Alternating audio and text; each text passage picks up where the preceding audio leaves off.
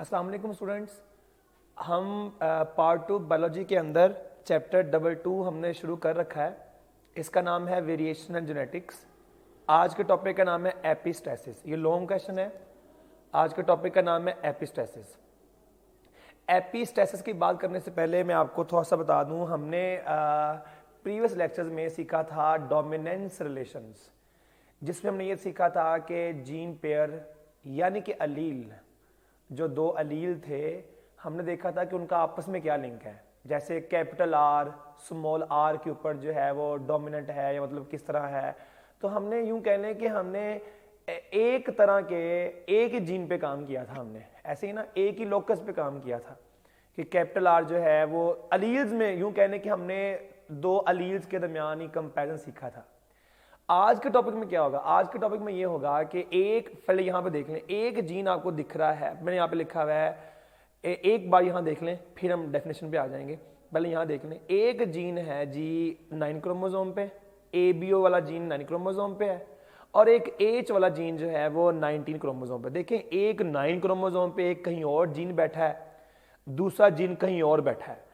अच्छा, तो अगर आप गौर करें, डोमिनेंस रिलेशंस में जीन तो वही था, आर और आर। यहां पर गड़बड़ है, यहां पर ABO और जीन है, H और जीन है, इसका लोकस और है, इसका लोकस और है। अगर कभी ऐसे होना तो एक जीन जो किसी और लोकस पे है, अगर वो इंटरफेयर करे, अगर ये इंटरफेयर करे, ये आपस में इंटरेक्शन करें, और हालांकि दोनों जीन किसी और लोकस पे हैं, तो जब दो जीन जो किसी और लोकस पे हैं और आपस में इंटरेक्शन करें, इसको कहते हैं एपिस्टेसिस। पता लग गया जी? तो देखिए, फर्ज कर लेते हैं कि ये जो 90, फर्ज कर लेते हैं ये जो 19 क्रोमोसोम है, ये जो जीन है H जीन में नाम रखा हुआ है H जीन, ये जो H जीन है ये 19 क्रोमोसोम पे है, और ये H जीन जो है वो किसको कर रहा है इफेक्ट, किसको डिस्टर्ब कर रहा है? ABO को। तो देखें, 19 क्रोमोसोम वाला जीन 9 क्रोमोसोम वाले जीन पे अफेक्ट डाल रहा है, दैट इज कॉल्ड एपिस्टेसिस। ठीक है जी। तो जो इसका मतलब जो H जीन कर रहा है ना, H जीन जो है उसका जो अफेक्ट है, जो H जीन है वो अफेक्ट कर रहा है ABO वाले जीन को। ठीक है ना, किसी कोई और लोकस वाला जीन अफेक्ट कर रहा है किसी और लोकस वाले जीन पे, तो इसे हम कहते हैं एपिस्टेसिस है। मैं यहां लिखा है जी, when an effect caused by a gene or gene pair, जैसे कि H, इसमें आप एज समझ लें, जैसे मैंने गाइड किया एग्जांपल में आपको ना, आप इसमें समझ लें एज की बात कर रहे हैं। When an effect caused by a gene और जीन पेयर, तो एक जीन जो H है वो जो काम करेगा, H जीन का जो अफेक्ट है, H जीन का जो काम है, जो किसी एक लोकस पे है, अगर वो इंटरफेयर करे या वो छुपा दे, अफेक्ट करे, वो हाइड कर दे, किसके इफेक्ट को? किसी दूसरे जीन के इफेक्ट को जो किसी और लोकस पे, एट अनदर लोकस। ठीक है जी। तो फिर रिपीट कर लेते हैं, जब एक अफेक्ट जो काज किया है किसी जीन ने या जीन पेयर ने एट वन लोकस, जैसे मैंने कहा H जीन जो है वो 19 क्रोमोसोम पे है, 19 क्रोमोसोम वाला जीन H जीन जो है उसका जो असर है वो इंटरफेयर कर रहा है, या वो छुपा रहा है, या इनहांस कर रहा है, या छुपा रहा है, या सप्रेस कर रहा है, या इंटरफेयर कर रहा है सिंपली। अच्छा, इंटरफेयर किसके साथ कर रहा है? वो इंटरफेयर कर रहा है उस चीज के साथ, या यूं कह लें किसी और जीन के साथ इंटरफेयर कर रहा है, या किसी और जीन पेयर के साथ इंटरफेयर कर रहा है, और वो जीन कहां मौजूद है? वो तो किसी और लोकस पे मौजूद है। तो इस तरह का जीन इंटरेक्शन का नाम है एपिस्टेसिस। होप सो आपको समझ लग गई होगी। तो एक जीन किसी और लोकस पे है, दूसरा किसी और लोकस पे है, तो जब इतना दरमियान में डिस्टेंस हो, डिफरेंट जीन्स हो जिनका लोकस भी डिफरेंट है, जब वो आपस में इंटरफेयर करते हैं, दैट इज कॉल्ड एपिस्टेसिस। अच्छा, इसको समझेंगे हम लोग बॉम्बे फिनोटाइप कहते हैं।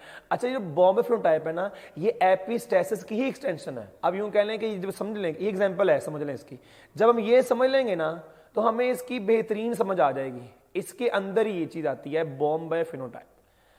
अच्छा जी, इसमें क्या होगा? इसके लिए ना पहले हमें जाना चाहिए है उधर, मैंने वहां लिखा है, वहां जाएंगे, पहले उधर जाएंगे।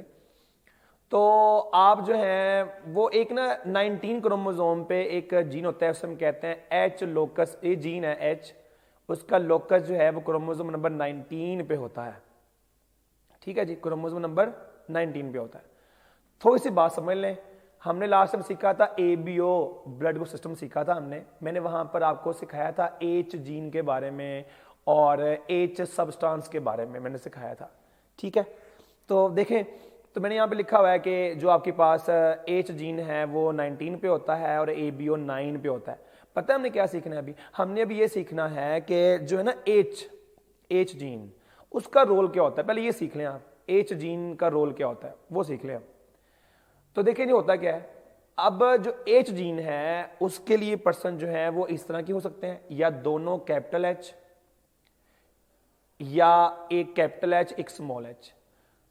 इसके जैसे आर्स के केस में था, दोनों कैपिटल D होंगे तब भी फैक्टर है, एक कैपिटल D होगा तब भी फैक्टर है, बिल्कुल ऐसे ही। दोनों H जीन बड़े वाले हैं तो एंजाइम आ जाएगा, ये प्रोड्यूस करते हैं एंजाइम।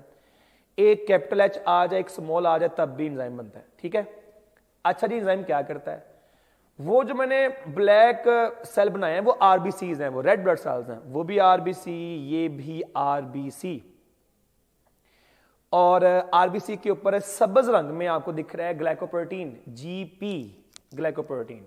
उधर आरबीसी के ऊपर जो कहूंगा वही देखेंगे आप, जहां मैं आपको दिखाऊं आपने वही देखना है। वो सर्कल भी आरबीसी है और ये सर्कल भी आरबीसी है। आरबीसी के ऊपर ग्रीन कलर में आपको दिख रहा है ग्लाइकोप्रोटीन और यहां भी दिख रहा है ग्रीन कलर में ग्लाइकोप्रोटीन, ठीक है। अच्छा, ये जो एंजाइम बनाता है कैपिटल H, ये वाला, ये भी यहां से भी एंजाइम, अगर कोई बंदा ऐसा है उसकी जीन्स में ऐसे है तो वो भी एंजाइम बनाएगा, किसकी जीनोटाइप किसी की ये है वो भी ये बनाएगा एंजाइम। अच्छा, ये जब एंजाइम बना लेंगे, ये एंजाइम जो है ना वो शुगर को लगाता है जीपी पे, और शुगर को मैंने राउंड छोटे सर्कल से शो किया, वे शुगर है, मैंने लेबल भी किया उधर, वो देखें शुगर मैंने लेबल भी किया उधर, ओके। तो पता लग गया हमें, अगर कोई पर्सन में ऐसे जीन्स हैं या ऐसे जीन का कॉम्बिनेशन है तो दोनों केसेस में एंजाइम बनेगा, और वो जो एंजाइम है ना वो इंसर्ट कर देगा शुगर को ऑन ग्लाइकोप्रोटीन, वो देख लें जी। तो आरबीसी के ऊपर सब्ज रंग में आपको दिख रहा है ग्लाइकोप्रोटीन, उसके ऊपर राउंड सर्कल में आपको दिख रहा है शुगर, तो शुगर उसके ऊपर लग गई है, दिख रहा है आपको। अच्छा, जब शुगर लग जाएगी उसके ऊपर ना, उसके बाद ही कौन वहां पे लग सकता है वो देखें, एंटीजन ए बी लग सकती है उसके ऊपर और एंटीजन बी भी, ठीक है, ये आपने याद रखना है। तो इसका मतलब है एंटीजन ए, अब देखें एंटीजन ए और एंटीजन बी, ये दोनों ग्लाइकोप्रोटीन पे नहीं लगती, ये दोनों लगती हैं उस शुगर के मॉलिक्यूल पे जो उसके ऊपर लगा हुआ है। समझ लगी बच्चों इस बात की? मैं रिपीट कर दूं, अगर कोई पर्सन है जिसमें कैपिटल H ऐसे उसके जीन्स हैं या उसके ऐसे जीन्स कॉम्बिनेशन, दोनों केसेस में एंजाइम बनेगा, ठीक है। अगर एंजाइम बनेगा तो ये शुगर लग सकती है उस सब्ज ग्लाइकोप्रोटीन के ऊपर, तो इस एंजाइम ने लगानी होती है शुगर। तो अगर शुगर लगेगी उस ग्लाइकोप्रोटीन में, फिर ये एंटीजन ए लग सकती है, फिर ये एंटीजन बी लग सकती है उसके ऊपर, यानी कि ए ब्लड ग्रुप होगा या बी ब्लड ग्रुप होगा, ठीक है ना, इस तरह। अच्छा, फर्ज कर लेते हैं कि ये एंजाइम नहीं है, इधर आते हैं, ये देखें केस, दोनों स्मॉल h। अगर किसी बंदे की जीनोटाइप ऐसी है, नो एंजाइम, ठीक है। अगर एंजाइम नहीं है तो मुझे बताएं जरा, अगर एंजाइम नहीं है तो क्या ग्लाइकोप्रोटीन के ऊपर वो शुगर लगनी है कि नहीं लगनी? नहीं लगनी ना, ओके, एंजाइम ही नहीं है तो एंजाइम इंसर्ट ही नहीं कर पाएगा। जब एंजाइम इंसर्ट नहीं कर पाएगा तो ग्लाइकोप्रोटीन पे वो शुगर पड़ी हुई लग नहीं रही उसके ऊपर। अगर शुगर लग नहीं रही उसके ऊपर तो वो एंटीजन ए, मैंने क्रॉस मार दी में, ना एंटीजन ए उस पे लग सकती है ना उस पे बी लग सकती है। समझ की बात है वाली? तो पहले मुझे आप ये बताएं कि क्या हम इसको समझ के क्या ये कह सकते हैं कि देखो H जीन जो है वो 19 क्रोमोसोम पे है, जो H का H है वो बैठा है 19 क्रोमोसोम पे, और जो A भी है, अब देखो H जो है H जीन, क्या H जीन जो है वो ABO को डिस्टर्ब कर रहा है कि नहीं कर रहा? इंटरफेयर कर रहा है ना। अब देखें, इस केस के अंदर भी AB था तो ये लगवा रहा है उसको, इस केस के अंदर भी AB है लेकिन इस जीन की वजह से वो लग ही नहीं रहा उसके ऊपर। क्या हम ऐसा कह दें कि ये एक जीन जो किसी और लोकस पे है ये इंटरफेयर कर रहा है किसी और लोकस वाला जीन को ना? तो वही लिखा है मैंने इधर। तो मैं अब लिखा हुआ है expression of ABO blood group type, यानी कि ए और बी जो है डिपेंड करता है on the presence of another gene H. मैंने लिखा हुआ है, मैंने लिखा है कि इसका मतलब यह है कि ए और बी, वो ए बी तो उधर भी आगे नीचे भी आगे। अच्छा ए बी इधर तो इसके ऊपर अटैच हो रहे हैं, इधर अटैच नहीं हो रहे। इधर अटैच क्यों नहीं हो रहे भला? इधर अटैच इसलिए नहीं हो रहे कि इसको एच डिस्टर्ब कर रहा है। वही चीज मैं बता रहा हूं, वही लिखा है मैंने इधर। तो एंटीजन ए एंटीजन बी दोनों आरबीसी पे क्यों नहीं लग रहे भला? हालांकि वो तो आ चुके हैं एंटीजन, क्योंकि ये नहीं है, ये जीन इसको इंटरफेयर कर रहा है। वही लिखा है हमने। इसका मतलब है जो एक्सप्रेशन है एबीओ का, जो ये जीन करवा रही है, ये जीन करवा रही है, ये किस पे डिपेंड करता है? इस एच के ऊपर। एबीओ तो 9 क्रोमोसोम पे है, लेकिन एच कहां पर? 19। देखो एच 19 पे, एबीओ 9 पे, लेकिन फिर भी जो एच है वो 9 वाले को डिस्टर्ब कर रहा है, इंटरफेयर कर रहा है।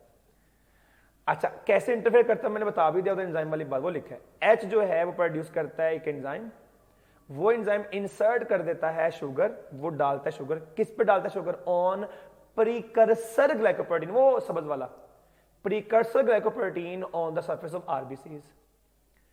जब एच जो है वो एंजाइम बना के शुगर को लगा लेगा, ओनली देन, फिर सिर्फ और सिर्फ तभी एंटीजन ए या एंटीजन बी जो है उस पर क्या कर सकते हैं? बाइंड कर सकते हैं।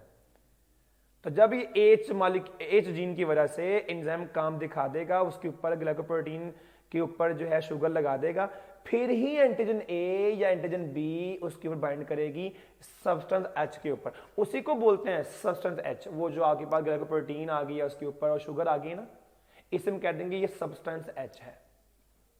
ठीक है जी, ये याद रख लें आप। अच्छा तो अब यहां इसका मतलब है इस केस में तो ए बी लग जाएगा उसके ऊपर, ये बंदा ए पर्सन जो है वो ए बी होगा। तो इस केस में क्या है? इस केस में देखें ये पर्सन जीनोटिपिकली क्या है बोला? जीनोटाइप उसकी ए बी वाली है ना, देखें ए और बी जीनोटाइप तो उसकी ए वाली है, लेकिन ये इसकी वजह से क्या हो गया? इसकी वजह से एंजाइम ही नहीं आया। जब एंजाइम नहीं आया वो देखें शुगर लगी नहीं, जब शुगर नहीं लगी तो ए बी नहीं लग पाएगा उसके ऊपर, बी भी लग नहीं पाएगा। तो ये जो पर्सन है, जो मैंने यहां लिख, ये जो पर्सन है, ये पर्सन जो है वो जीनोटाइप के लिहाज से क्या है जी? वो तो दिख रहा है आपको ए बी, तो जीनोटाइप उस बंदे की ए बी है। अच्छा लेकिन उसकी फिनोटाइप क्या होगी? ओ नहीं होगी? हाँ जी, जो उसकी फिनोटाइप है वो ओ होगी, क्योंकि आरबीसीज के ऊपर ना ए लगा हुआ है ना बी लगा हुआ है, तो फिनोटाइप उसकी ओ होगी। हालांकि जीनोटाइप क्या है उसकी? ए बी, वो लिखा है। तो जीनोटिपिकली वो आई ए आई बी है, बट फिनोटिपिकली वो क्या है? ओ। तो उसकी फिनोटाइप तो ओ है, लेकिन उसकी जीनोटाइप ओ नहीं है। ऐसे पर्सन को हम बोलते हैं बॉम्बे फिनोटाइप कहते हैं। ठीक है, तो इस फिनोमिना को हम यूज करते हैं, दैट इज का बॉम्बे फिनोटाइप। तो अब आपको समझ लग गई होगी इस डेफिनेशन की भी, एपिस्टेसिस की, कि एक जीन जो किसी और लोकस पे है, जैसे एच, ये किसी और लोकस पे है और ये इंटरफेयर कर रहा है किसी और जीन को जो किसी और लोकस पे है। अब देखें एच जीन ये 19 क्रोमोसोम पे है और इसकी वजह से तंग कौन हो रहा है? इंटरफेयर कौन हो रहा है? वो 9 वाला क्रोमोसोम, 9 वाला जीन। तो दैट इज कॉल्ड एपिस्टेसिस। यहीं तक आपका टॉपिक था आज का। होप सो आपको समझ लगी होगी। अल्लाह हाफिज।